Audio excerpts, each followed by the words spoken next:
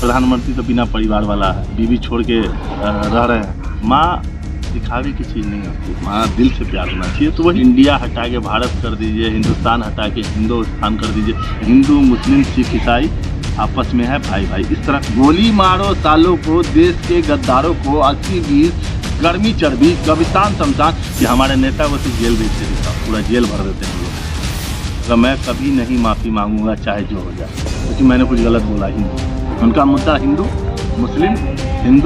मुस्लिम। कांग्रेस नेता राहुल गांधी को supreme court से बड़ी राहत मिली है। सुप्रीम कोर्ट ने एक अंतरिम आदेश में मोदी सरनेम टिप्पणी पर आपराधिक मानहानि मामले में राहुल गांधी की सजा पर रोक लगा दी है, जिसके बाद लोगों के बीच कांग्रेस एक बार फिर चर्चा में आ गई। और चर्चा हो भी क्यों ना, इतनी बड़ी जीत के बाद कांग्रेस के कार्यकर्ता अपनी बातों को सभी के बीच रख रहे हैं। इसी बीच दरभंगा के समाज सेवी बेटे और प्रभारी पश्चिम बंगाल प्रदेश कांग्रेस कमेटी अल्पसंख्यक विभाग के जमाल हसन ने भाजपा पर निशाना साधते हुए मणिपुर के मामले पर जमकर बरसे, जिसके बाद वह एनडीए और इंडिया के मामले पर वहीं ट्रेन में हुई गोलीबारी की घटना पे भाजपा को जिम्मेदार ठहराया। वहीं जमाल हसन ने कहा, भाजपा हिंदू मुसलमान की राजनीति करने में लगी है, इनके पास और कोई मुद्दा नहीं है। अब एक सवाल तो आपका बहुत जेन्युइन है कि सत्ता के लिए किया गया। पहले राहुल जी नहीं निकलते थे, लोग कहते थे इसी के रूम में। अब राहुल जी निकलने लगे तो लोग ये कहते हैं कि सत्ता के लिए। तो पहले डिसाइड करना होगा जो हमारे सरकार है, क्योंकि ये बयान तो उन्हीं लोगों का निकलता सत्ता के लिए कर रहे हैं। तो सबसे बड़ी बात मुझे ये बताया, 3750 किलोमीटर क्या उस सत्ता के लिए चले थे? उस तकलीफ से रोड पर चलते हुए, ना धूप देखा, ना बरसात देखा, ना ठंड देखा, और तब वो चलते रहे। तो देखिए, मणिपुर की जो हालात है, मणिपुर खोजता है एक नेता जो उसके साथ खड़ा हो हर सुख दुख में। सिर्फ चुनाव के वक्त जाके खड़ा होने वाला नेता नहीं होता है। अगर वो दुख की घड़ी में वहाँ की जनता अगर पिसा रही है, वहाँ की जनता अगर चल रही है, और उस वक्त में अगर उसका नेता ना खड़ा हो, वहाँ का इस देश का प्रधानमंत्री ना खड़ा हो, तो अफसोस की बात है। लेकिन चलिए, प्रधानमंत्री ना हुए तो ना हुए। एक बात याद होगा, 47 में आज़ादी लेने से पहले लोग गांधी जी से डरते थे। गांधी से एक लंगोट पहना आदमी एक डंडे के साथ देश को आज़ाद करवा दिया। वही हाल है राहुल गांधी का।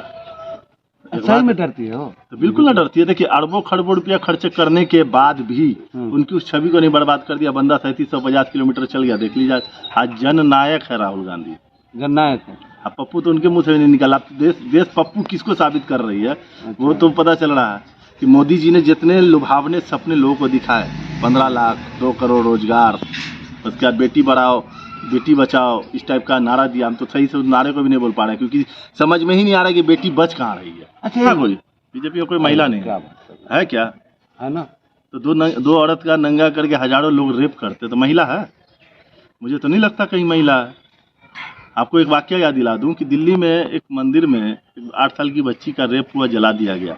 अब बगल में उनकी पार्टी की 6 महिला मंत्री, एक खादी का जो है वो ये लगा था कैंप, उसमें जाके पर्स और साड़ी वाड़ी खरीद रही थी। तो हमको महिला नहीं लगती, उनकी पार्टी में कोई महिला नहीं, उनके पार्टी में कोई महिला नहीं है, सब पुरुष है, इसलिए दर्द उनको महिलाओं का नहीं है। इस देश का प्रधानमंत्री तो बिना परिवार वाला है, बीवी छोड़ के रह रहे हैं। माँ को आप बिना फोटो के कभी बता दीजिए मिलने जाते हो, जब वो जाते हैं तो माँ के साथ भी 10-12 एंगल से फोटो रहता है, कैमरा लाइक। लेकिन कभी आपने कभी आपने सोनिया गांधी के साथ, राहुल जी अभी उनकी जो बिल्डिंग बंगले खाली करा गए, माँ के साथ जो डेली फोटो डाल सकते हैं, तो माइये के साथ बैठे रहते होंगे। तो माँ दिखावे की चीज़ नहीं होती है, माँ दिल से प्यार होना चाहिए। तो वही चीज़ है, दिखावा चला, लेकिन कोई बात नहीं। उनको इंडिया को कहते हैं इंडियन मुजाहिदीन, इंडियन मुजाहिदीन से प्यार उनको है, क्योंकि उनके मुँह से नाम ही नहीं छूट रहा। अब इंडिया का मतलब तो हम लोग यही जानते हैं। उनके एक बीजेपी के सांसद कहते हैं संविधान से इंडिया का नाम गायब कर दो। भाई, इतना डर क्यों है इंडिया से, इतना खौफ क्यों है? अरे क्या बोला, आप इंडिया हटा के भारत कर दीजिए, हिंदुस्तान हटा के हिंदुस्तान कर दीजिए। उससे मतलब जो नाम है उसको कहाँ से, इंडिया का मतलब भारत, भारत का मतलब इंडिया, यही है। अब इसमें डर क्या है? मेरा इंडिया का बंटवारा कहीं नहीं होने जा रहा है। पूरा विपक्ष आपको एक साथ खड़ा है, और इस बात को आप रख लीजिए। आप इंडिया का भविष्य पूछते हैं, इंडिया का भविष्य क्यों नहीं पूछते? इंडिया किस बिना पर वो आवेंगे तो उनसे भी पूछेंगे। नहीं, जनता के पीछे किस बिना पर जाएगी? बढ़िया नहीं, महंगाई बढ़िया से देने के लिए। हाँ, महंगाई सबसे ज़्यादा महंगा खाना लोगों के घर में जा रहा है, या महंगा रसोई गैस देने के लिए? या महंगा भाई बीजेपी तो नहीं, नहीं, बोला ये महंगा- कोई भूखा नहीं है नहीं, यहाँ।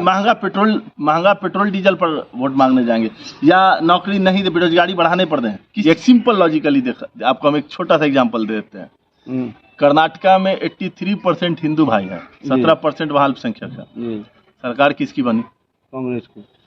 आपको 82% है हिमाचल प्रदेश में जी। हिंदू, हाँ। तो सरकार किसकी बनी? अब तो जानवे करते आपकी बनी, आप वही उधर नहीं, नहीं, घुमाइए ना हमको। नहीं अब आगे आइए, एक बात बताइए, क्या लगता है आपको भारत में भी वही है। नहीं, कम्युनलिज्म आज से है। कम्युनलिज्म तो आज़ादी से पहले से है। आज़ादी के बाद जो बंटवारा हुआ था उसमें हुआ था।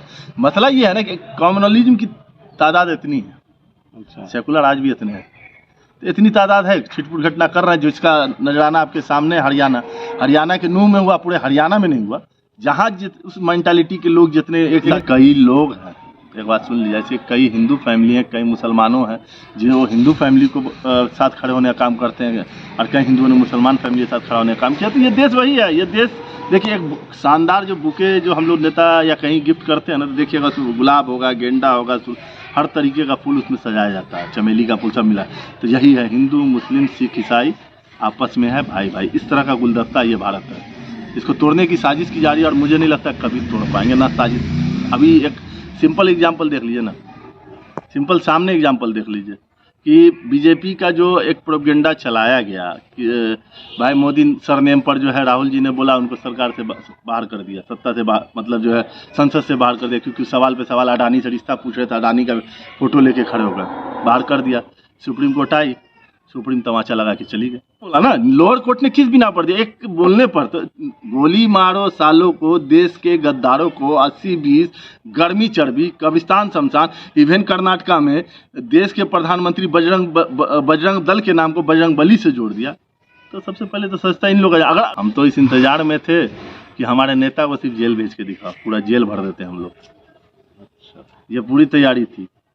नेता हमारा डरने वाला नहीं। उसने, आपने गौर किया होगा, मैं कभी नहीं माफ़ी मांगूंगा चाहे जो हो जाए, क्योंकि मैंने कुछ गलत बोला ही नहीं।